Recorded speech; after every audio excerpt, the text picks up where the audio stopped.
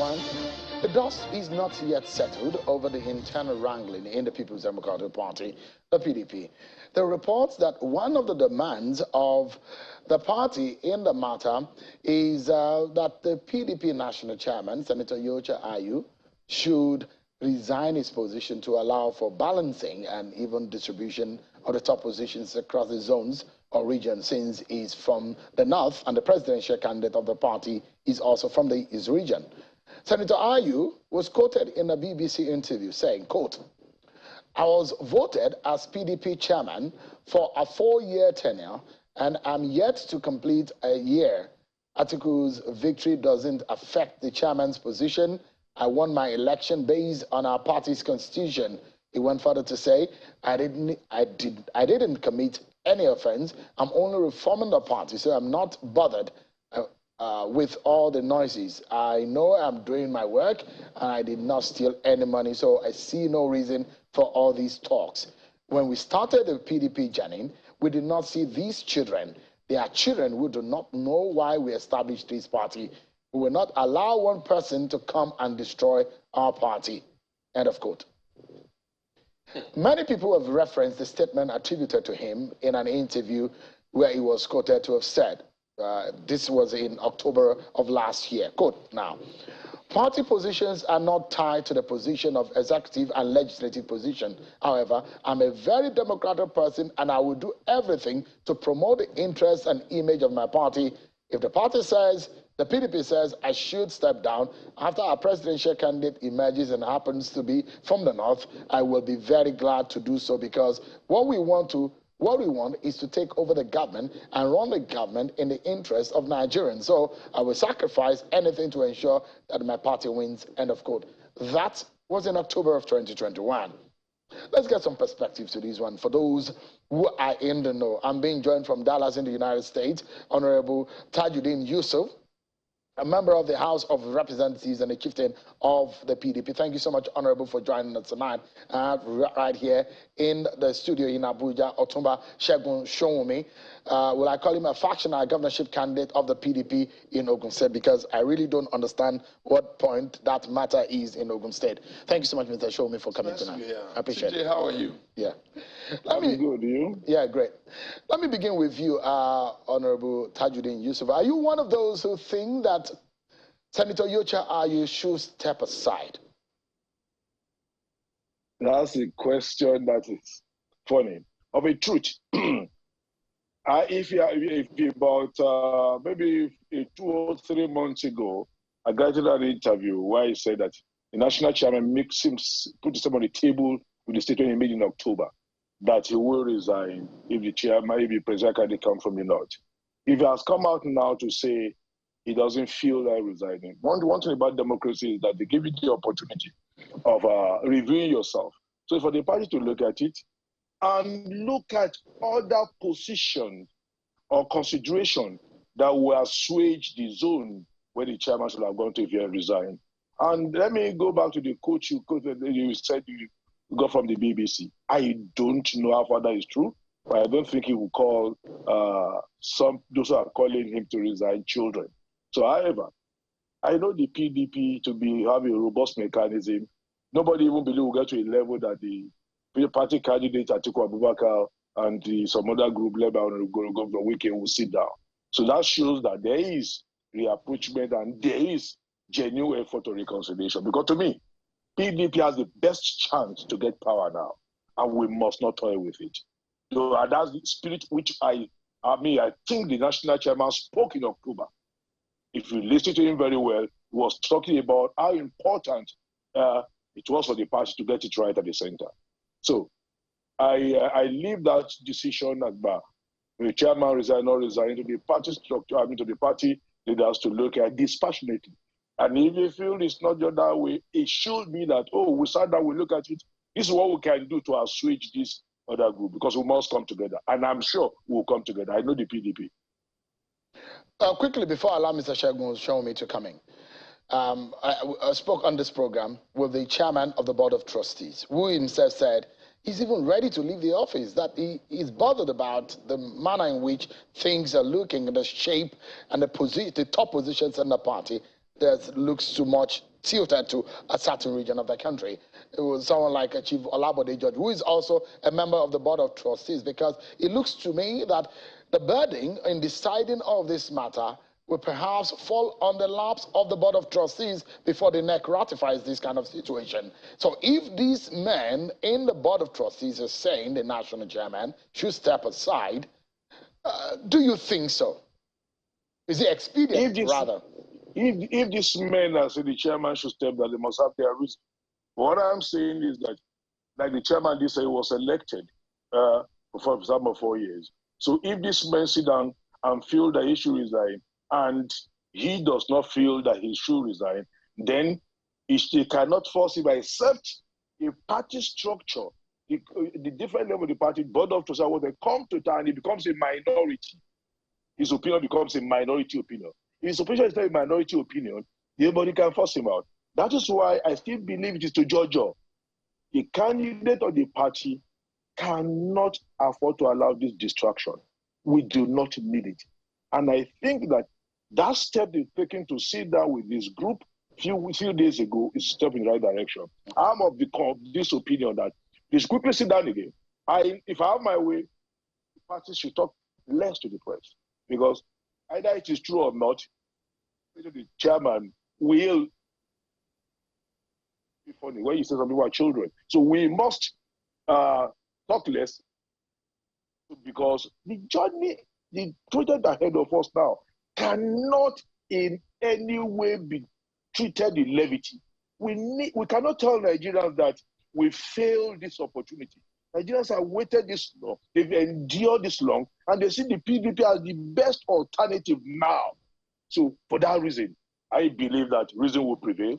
I'm convinced that in a few days' time, you hear the different story that PDP are able to sort all this thing. I have that conviction. I'm privileged with certain information that gave me that conviction. Automatically, let me allow you to come into the conversation. What's your view? On what? On what I've just said. I mean, are you saying that you've not been following the conversation? Sure. You know, when we talk, we don't speak on the surface, you and I, and we've been doing this for years, so I will not even bother speaking on the surface. The first thing I would like to say for the benefit of everybody, there's something called organizational elasticity. It's a concept that says there is a way an organization will risk its ability to bring all its processes, its actions, and all the structures within it together, and if they're not careful, they will get to what we call a tipping point. And a tipping point will be that point where they can no longer come back from. And usually, when an organization comes to that type of tipping point, it has very severe consequences. In reflecting on that fairly academic concept, I've asked myself often, what exactly does the PDP intend to gain in all of this? Let's start from what you just read. With profound respect to our national chairman, that office he occupies does not guarantee him the sense of entitlement to call anybody in the party a child. The last I checked, people come into election possibilities and participation at 18.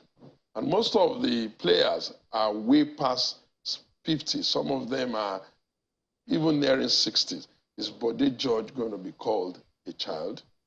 Now, when you now go into the specific of should he resign, should he not resign, and what are those who are asking him to resign, what exactly is their grouse? I have been very busy looking at the details of implementation of the actions on both sides. I've been very busy looking at the legalese and the framework by which this can be achieved. And I have been very busy with what exactly is benefited on either side. For instance, shall the chairman of the party, under the circumstance that the PDP has come, consider leaving the office, however they're able to figure out the detail, too big a sacrifice when we can clearly see there are southern tendencies who are up in arms. On the other side, I've asked myself, will the southern tendency really gain anything significant by the removal of a chairman at this time? Now, Seun, the reason why I'm going through this laborious route is to say that when people have issues that are already in public domain, then come to the public domain and say they would rather it was not in the public domain, it's a bit too late. The reality of the matter is that in a couple of weeks' time, September, that about the ending, we're going to, according to the electoral guidelines and timetable, be in full-fledged campaign. And the rule of any combat, be it even ordinary football match or wrestling, is that you're going to be profiling what you're doing by way of preparation and what your rivals are doing by way of preparation. For some curious reason, the Labour Party, who's now being driven by Peter Obi, is not talking a lot about housekeeping issues. The ruling party, with the humongous number of governors, ministers, the presidents, and all of and what have you, and their candidate, they're not spending so much time on housekeeping issues. An opposition party, the PDP, is the one that seems to be bogged down by housekeeping issues. Now, what do I recommend for them and for us all? I think we must ask ourselves genuinely, what is the value of 100% of zero? For if it becomes clear that standing obstinately on legalese and rules, forgetting that Secondus didn't even finish his tenure. Some arrangement was brought in for convenience sake to produce the IU-led ESCO.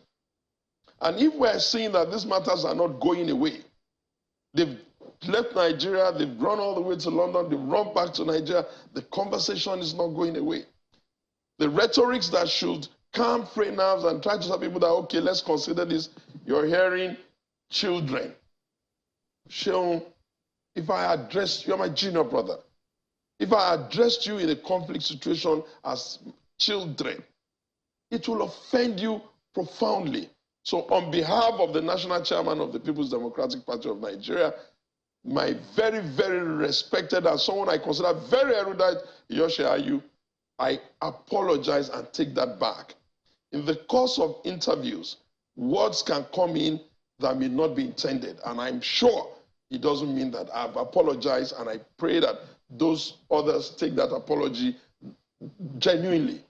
And I want to advise him, you cannot be in the eye of the storm and be throwing infectious and rhetorics that will offend people. All right. There's no basis for that. You may have started the party in 1999. Do you know what some of us did in 1994 to get us to the democracy? Is the age of Methuselah got anything to do with the wisdom of Solomon? Shall people who have been playing roles one way or the other for the past 24, 25 years in this party, never living, not consider themselves also having the gravitas and the personalities to say that this is our position in the party? So that's my view on that. Yeah, thank you. Let me bring back Honorable Yusuf, and I like the fact that you. I think the Grey is actually doing a good job. You're doing the elderly. You're doing what an elder would do. I've always been the elder in the room in this party. Let me bring Honorable Yusuf into the conversation, back into the conversation. There was something the former governor of Jigawa said right in this program, and he was asking, why is this about personality? Why is it about Wike? Why is this about Atiku? What is the rift about? And the bigger question in the end is, what exactly is the issue here? Why can't Nigerians just concentrate on the issues that matter to their lives? Before I go into that, let me explain something to you. I've been privileged to be in the House of Rep for some years now. The difference between PDP and other political parties is that, let me use the APC as a party, as an example. If you have contrary views, opinions, it is really possible that you express them publicly in other parties. There is this coercion tendency. I'm sorry, but I've observed it. I will meet colleagues one-on-one who will share opinion with me about what they feel about some national issues, but publicly will never express that. But the PDP allow you to ventilate your opinion. To me, the PDP remains the only political party in Nigeria where there is no anything cowing you. So that is why you see this tendency. We express ourselves, we say as it is, and we come back to resolve. So it is not about Wike, Atiku, or whatever. It's about the next election. If you look at it, the party chairmanship going to South, from the speculation like that, I don't have facts, is we go to Southwest if that happens. So it is not about going to one person in somewhere, what have you. It is not going to South. But the fact that there are people leading this agitation, that's where their name is involved. Atiku today, by the grace of God, is presidential candidate of PDP, and we desire, we pray, is the next president of Nigeria. So you cannot take him out of this issue because he has become the leader of the party now by virtue of that responsibility on his shoulder. So he involved. That's why I had to go to London to sit down with them. Like my brother Shegu said, we must watch what we say at this particular time. But I'm not in any way worried. It's about Nigerians. Because today, I can hit my chest that we're far better than where we are now in 2015. So PDP government is far better than APC government. So whatever we must do to come together and understand that this opportunity must not slip off. We must do it. Because I like also. Yeah. I know. Okay. I know. I'm confident. I have a relationship with both sides. I know Atiku. I know Wike so well. I know that these two gentlemen have in them very, very deep conviction about Nigeria should go, and they want it to happen. Because so one we imagine, Honorable, that this matter started off with the outcome of the presidential primary.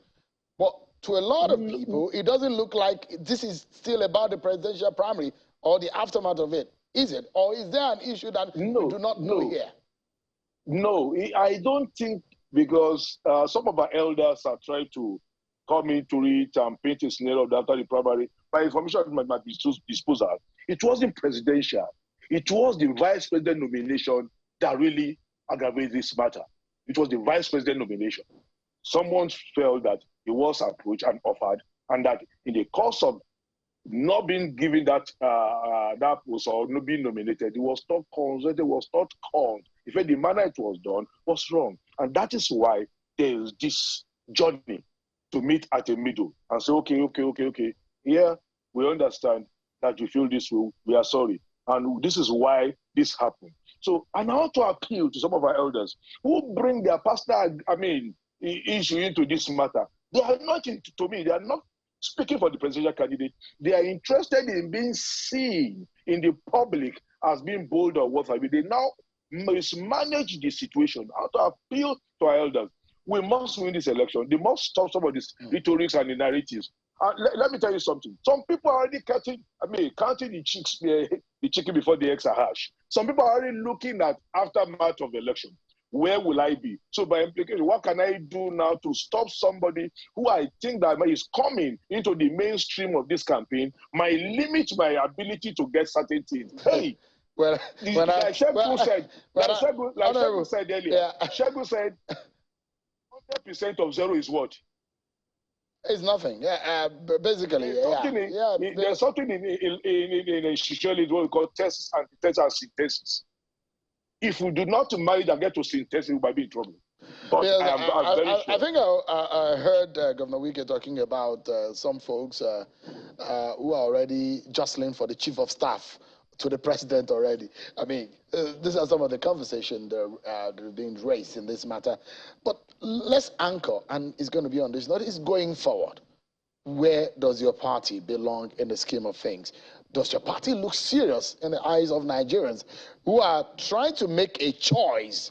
Because if your party is talking about this internal wranglings, you have not even started talking about what solutions that you have for Nigerians. What do you make of the thought of Nigerians right now about the choice that is laid before them? Is your party really looking serious as a serious choice or alternative for Nigerians?